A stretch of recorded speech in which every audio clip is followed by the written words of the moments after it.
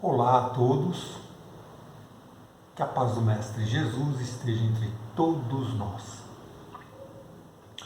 Hoje iniciamos a leitura de um item menos técnico e que nos afeta muito diretamente, não só no desempenho da nossa mediunidade, como também na nossa vida pessoal, familiar e social.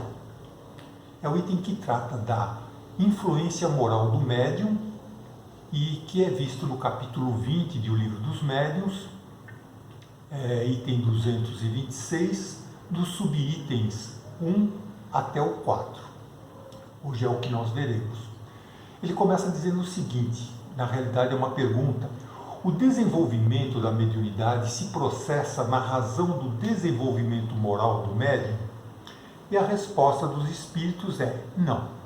A faculdade propriamente dita é orgânica e, portanto, independente da moral, mas já não acontece o mesmo com o seu uso, que pode ser bom ou mal, segundo as qualidades do médium. Então a gente percebe por aí que os espíritos estão falando a respeito de moralidade e vamos dizer de uma forma bem simples. Ela tem a ver com a forma de convivência entre as pessoas. Está ligada a coisas como justiça e injustiça, bondade e maldade. E os espíritos explicam que a mediunidade em si ela é orgânica e independe de ser usada para o bem ou para o mal, para a justiça, para a injustiça, amor, ódio. André Luiz, em Evolução em Dois Mundos, no capítulo 17, ele dá uma explicação muito interessante comparando a mediunidade com a força elétrica e diz que a mediunidade, na essência, como a energia elétrica, nada tem a ver com os princípios morais que regem os problemas do destino e do ser. Dela podem dispor, pela espontaneidade com que se evidencia, sábios e ignorantes, justos e injustos, expressando-se-lhe, desse modo, a necessidade de condução reta, da mesma forma que a força elétrica exige disciplina a fim de auxiliar. Então, a mediunidade, assim como a eletricidade, para produzir coisas boas, ela depende de como é conduzida. Então, a doutrina espírita veio para mostrar como a mediunidade deve ser conduzida. E como a mediunidade deve ser conduzida? Como ela é puramente orgânica, ela deve ser sublimada, equilibrada, conciliada com o quê? Com o Evangelho do Cristo. Aí sim, ela fica uma boa mediunidade que vai produzir bons frutos para a própria pessoa e para todos os que a cercam. Dando prosseguimento, sempre se disse que a mediunidade é um dom de Deus, uma graça, um favor divino. Por que, então, não é privilégio dos homens de bem? E por que há criaturas indignas que a possuem no mais alto grau e a empregam no mau sentido? E a resposta dos espíritos é a seguinte: todas as nossas faculdades são favores que devemos agradecer a Deus, pois há criaturas que não as possuem. Podias perguntar por que Deus concede boa visão a malfeitores, destreza aos larápios, eloquência aos que só a utilizam para o mal. Acontece o mesmo com a mediunidade. Criaturas indignas a possuem porque dela necessitam mais do que as outras para se melhorarem. Pensas que Deus recusa os meios de salvação dos culpados? Ele os multiplica nos seus passos, coloca-os nas suas próprias mãos. Cabe a eles aproveitá-los. E cita uma coisa interessante: Judas, o traidor, não fez milagres e não curou doentes como apóstolo? Sim, ele fez tudo isso. Deus lhe permitiu esse dom para que mais odiosa lhe parecesse a traição.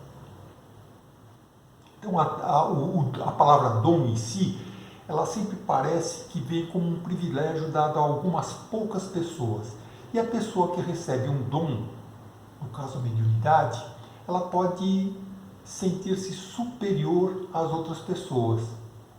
Possuo a mediunidade, sei coisas que os outros não sabem. E que além de não ser bem assim, ainda é um baita de um perigo. A doutora Marlene Nobre, ela inicia o seu livro O Dom da Mediunidade, dizendo que a mediunidade é um dom concedido por Deus, mas para todas as criaturas humanas, como o dom ou a faculdade de respirar. E lembra as palavras do mentor Alexandre no livro de André Luiz, Missionários da Luz, quando ele explicava que esse dom significa um sentido novo da criatura humana, expresso através da atividade da glândula pineal. Por sua vez, esse sentido novo, que é a mediunidade, dá um novo significado à existência humana, uma nova perspectiva de evolução para a humanidade. Então, esse sentido novo, na realidade, é uma ocorrência de ordem natural identificada desde os mais remotos tempos da humanidade, mas que foi sufocada pela ignorância, intolerância religiosa. Com Kardec, a mediunidade foi desatada, foi libertada, e se for usada com disciplina e equilíbrio, proporcionará um crescimento gigante à humanidade. Prosseguindo, os médiuns que empregam mal as suas faculdades, que não as utilizam para o bem, ou que não as aproveitam para a sua própria instrução, sofrerão as consequências disso?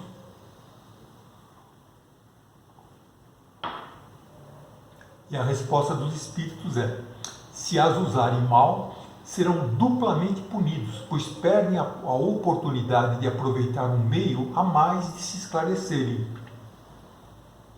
Aquele que vê claramente e tropeça é mais censurável que o cego que cai na valeta. Nos primeiros capítulos de Os Mensageiros, André Luiz fala dessas consequências do mau uso da mediunidade, ao relatar exemplos de médiuns que faliram, fracassaram de diversas formas na sua missão mediúnica, deixando de se ajudar e de ajudar aos outros. E quando eles voltaram ao nosso lar sem ter cumprido a missão, eles voltaram com uma enorme culpa.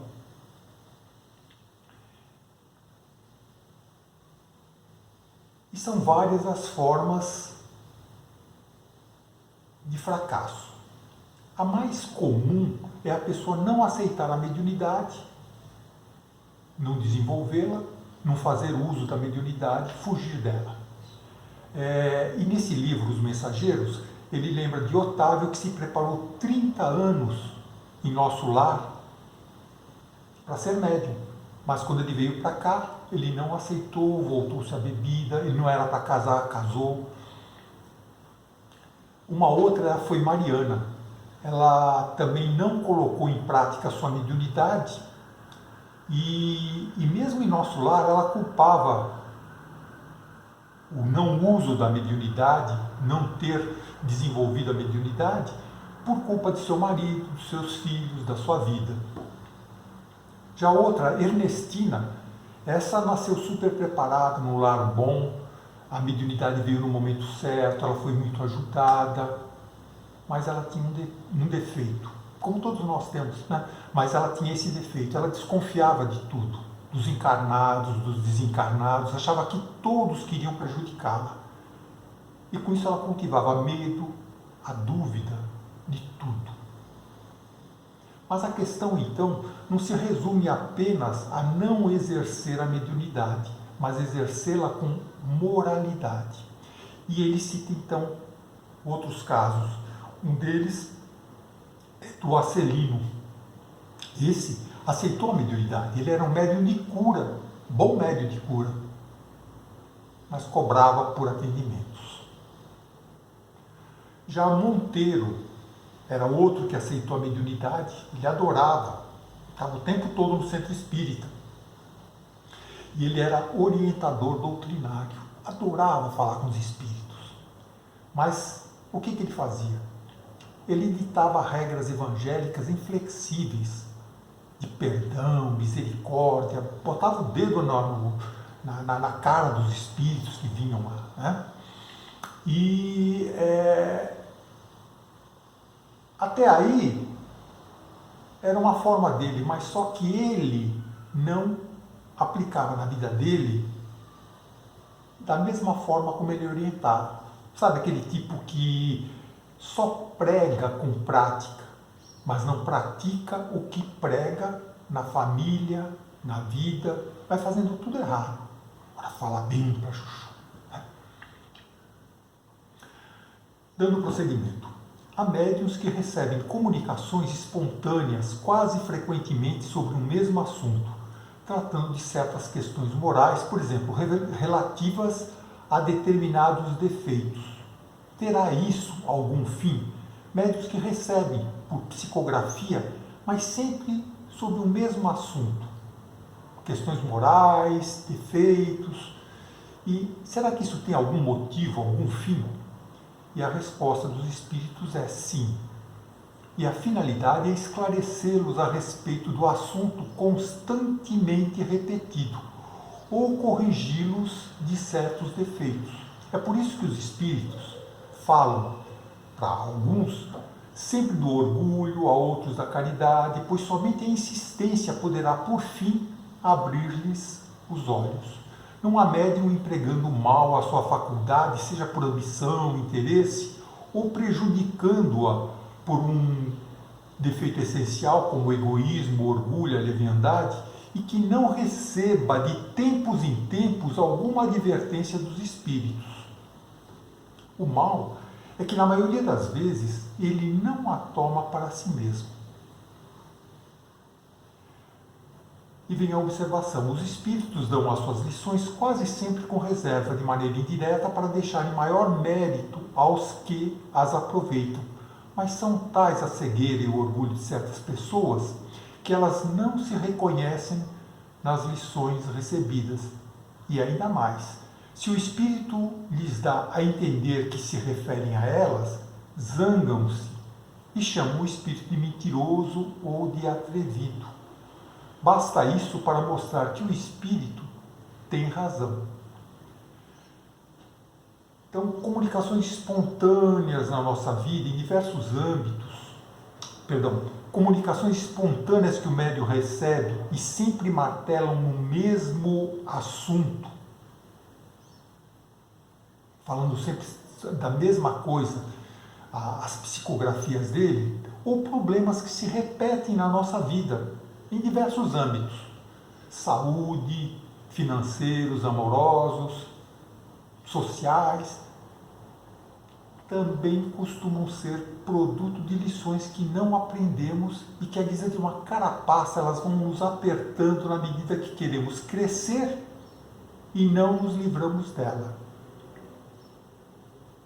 Aí vem a famosa frase: quanto mais rezo, mais assombração me aparece. Ou seja, quanto mais tento me afastar dos problemas, mais eles voltam. E voltam por quê? Porque não foram entendidos nem resolvidos. E eles voltam. Graças a Deus que voltam. Estão chamando a nossa atenção. Então, para finalizar, uma dica e um alerta para todos nós. No trabalho mediúnico, principalmente no trabalho mediúnico, os arroubos de orgulho, melindres, irritação, rebeldia são sinais de que o médium não está querendo ver os seus defeitos, não quer se esclarecer. E essas mesmas coisas acontecem na vida dele, na família, na sociedade. Mas, no centro espírita, ele acaba sendo insuflado por entidades não evoluídas para perder o interesse pelo serviço mediúnico e se afastar da casa. E eles muitas vezes se afastam mesmo, mas não adianta. A assombração vai continuar. Por isso, da necessidade dos médiuns, em geral, ouvirem palestras evangélicas para seu esclarecimento e esclarecimento das entidades às quais acabou se ligando. Bom, aí terminamos a leitura de hoje do Livro dos Médiuns. Que a paz e a graça do Mestre Jesus continue entre nós.